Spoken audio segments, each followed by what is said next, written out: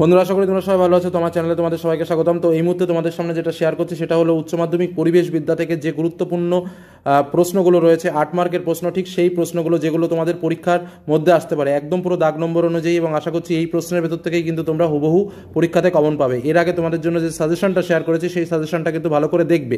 এই মুহূর্তে যেটা শেয়ার করছি এটা হলো একদম পুরো মডেল কোশ্চেন, ঠিক এরকমই হবে, এবং আশা রাখছি যে প্রশ্নগুলো একদম দাগ নম্বর ওয়াইজ তোমাদের সামনে সাজিয়ে দিচ্ছে এই মুহূর্তে, এই প্রশ্নগুলো থেকেই কিন্তু তোমরা হুবহু পরীক্ষাতে কমন পাবে। চলো এবার আমরা প্রশ্নগুলো দেখে নিই। প্রথম প্রশ্ন যেটা তোমাদের আসতে পারে, জীববৈচিত্র্যের গুরুত্ব লেখো, গারস্থ জীববৈচিত্র্য কাকে বলে, অথবা প্রাকৃতিক ভারসাম্য রক্ষায় জীববৈচিত্র্যের ভূমিকা কি, জীববৈচিত্র্যের মূল্য কি।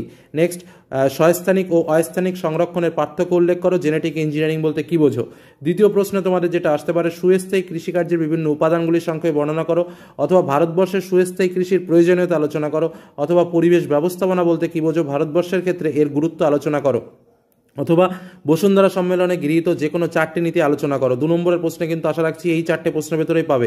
এবার আসবো আমরা 3 নম্বরের প্রশ্নে। 3 নম্বরের প্রশ্নে যেটা মোস্ট ইম্পর্টেন্ট সেটা হচ্ছে সুস্থায়ী উন্নয়নে অপ্রচলিত শক্তি উৎসের ভূমিকা আলোচনা করো, অথবা ভারতবর্ষে পরিবেশ সুরক্ষার জন্য প্রয়োজনীয় পদক্ষেপগুলি আলোচনা করো, অথবা সুস্থায়িত্বের বিভিন্ন নীতিগুলি আলোচনা করো। এবার আসবো 4 দাগের প্রশ্নে। তবে হ্যাঁ, একটা কথা বলে রাখি আলোচনার মধ্যে, এই যে দাগ নম্বর আমি বলছি, প্রশ্নগুলো কিন্তু একটু দাগ নম্বর অদল বদল করতে পারে, কিন্তু প্রত্যেকটা প্রশ্নই কিন্তু তোমরা দেখে পরীক্ষার হলে যাবে।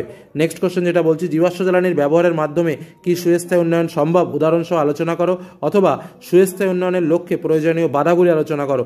পরবর্তী প্রশ্ন আমরা যাব, উন্নয়ন ও পরিবেশ ব্যবস্থাপনার মধ্যে পারস্পরিক সম্পর্ক ব্যাখ্যা করো, অথবা পরিবেশ সচেতনতা বাড়িয়ে তোলার ক্ষেত্রে শিল্প সংস্থাগুলির ভূমিকা সংক্ষেপে আলোচনা করো, অথবা পরিবেশের উপর কৃষির রাসায়নিক প্রভাব আলোচনা করো। এই যে কোশ্চেন সেটটা তোমাদের সামনে তুলে ধরলাম, আশা করছি এখান থেকেই তোমরা কিন্তু হুবহু পরীক্ষাতে কমন পাবে। তো আজকের মতো এখানে শেষ করলাম। ভালো থেকো, সুস্থ থেকো, সাবধানে থেকো, সকলের জন্য শুভকামনা রইল।